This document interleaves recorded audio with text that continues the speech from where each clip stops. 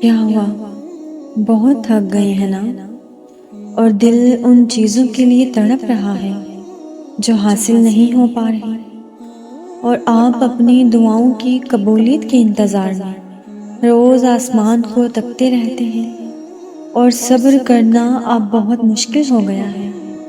سنو، اگر تمہارے دل میں بھی یہ خیال آ رہا ہے کہ اللہ ہمیں ہماری من چاہی چیزوں سے کب نوازے گا اور مجھ پر اپنے معجزات کے دروازے کب کھولے گا، کوئی شخص یا کوئی چیز میرے نصیب میں لکھی گئی ہے کہ نہیں، تو یاد رکھو کہ اللہ جب کسی شخص کی من پسند چیز سے اسے نوازنا چاہتا ہے تو اسے ایک خاص نشانی ضرور ظاہر کرتا ہے۔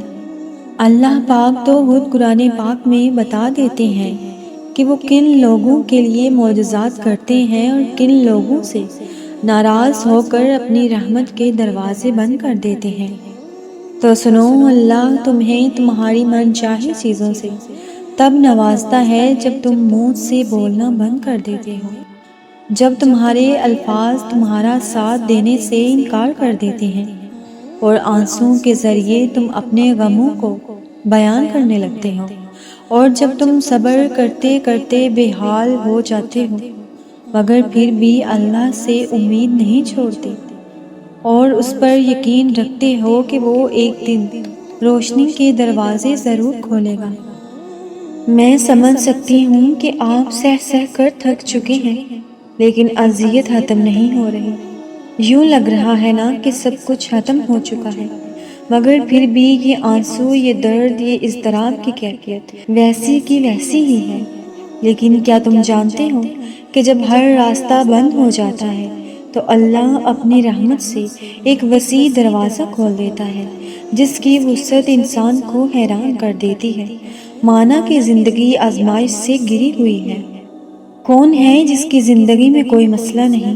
سب پریشان ہیں، مگر مطمئن وہ ہیں جو یقین کی راہ کے مسافر ہیں، جو روز صبح ہوتے دیکھتے ہیں اور وہ جانتے ہیں کہ ہر اندھیری رات کے بعد اجالا ہوگا، اور وہ جانتے ہیں کہ غم کے بادل جب ہر طرف چھا جاتے ہیں تو سکھ کی بارش بھی ہوتی ہے۔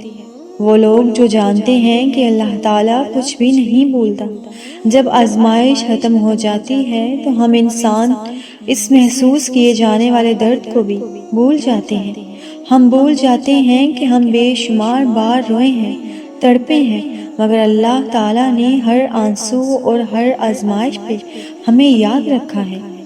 ہر چیز انسان کے بس میں نہیں ہوتی، اور نہ ہی حالات ہمیشہ تمہاری مرضی کے مطابق ہوتے ہیں۔ زندگی کبھی کبھار تمہیں ایسے موڑ پر لے آتی ہے جہاں صرف دو ہی راستے ہوتے ہیں، پہلا یہ کہ حقیقت سے بھاگتے رہو، اور دوسرا یہ کہ اللہ رب العزت کی رضا میں راضی ہو جاؤ۔ مگر تم حقیقت سے بھاگنے کو زیادہ آسان سمجھ لیتے ہو، تبھی ساری عمر بھاگتے بھاگتے تم اتنا دور نکل آتے ہو کہ اللہ تو کیا، تمہیں اپنی ذات بھی دکھائی نہیں دیتی۔ اس بات کو سمجھو کہ جو معاملات تمہارے ہاتھ میں نہیں رہتے انہیں تم کبھی سلجھا نہیں سکتے۔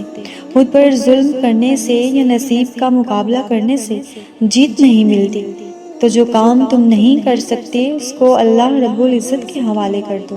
مقدر سے مت لڑو، بس یقین کے ساتھ دعا کرو، کیونکہ جو اللہ رب العزت کو اپنا معاملہ سونپ دیتے ہیں تو اللہ بھی پھر ان کی رضا میں راضی ہو جاتا ہے اور ان کو اپنی رضا میں راضی کر لیتا ہے، اور وہ پھر بگڑے ہوئے مقدر سنوار دیتا ہے اور ادھوری ساری کہانیاں مکمل کر دیتا ہے۔ بے شک وہ جو چاہے وہ کرنے پر قادر ہے، اور ساری بات تو یقین کی ہوتی ہے، سب کچھ توکل پر منحصر ہے۔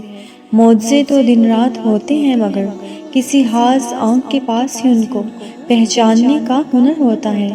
اللہ تو ان کی بھی سنتا ہے جو اس کو مانتے تک نہیں، وہ تو ان کو بھی دیتا ہے جن کو اس کی عطا کی قدر نہیں، تو وہ کیسے تمہیں خالی ہاتھ چھوڑ دے گا جبکہ تم نے اس پر پورے دل سے اعتبار کیا۔ وہ تو جانتا ہے کہ تم قدر شناس ہو، وہ کیسے تمہیں دنیا سمجھ لے گا جبکہ تم نے اس کی آخرت کو چنا۔ اللہ کی وفا ہر وفا سے بڑھ کر ہے، اس کے وعدے سچے ہیں ہو سکتا ہے وہ تمہیں آزما رہا ہو۔ آزمائشیں بھی تو بھروسے کی شرط ہوتی ہیں۔ یہ دیر تمہارے حق میں بہتر بھی تو ہو سکتی ہے۔ کس کو پتا سوائے اس کے؟ کوئی نہیں جانتا سوائے اس کے۔ تو تم پر توکل فرض ہے، وہی تم پر لازم ہے اور وہی تم پر جچتا بھی ہے۔ آخر میں میری آپ سب کے لیے دعا ہے کہ اللہ پاک آپ سب کو دلی سکون عطا فرمائے، اور جنہوں نے مجھے دعاؤں کا بولا اللہ تعالیٰ ان کی تمام خواہشات کو پورا کرے۔ اللہ تعالیٰ آپ کے نصیب اچھے کرے۔ اللہ آپ کی من چاہی چیزیں آپ کو عطا کر دے۔ اللہ تعالیٰ آپ کے تمام دکھ دھو ڈالے۔ آمین یا رب العالمین۔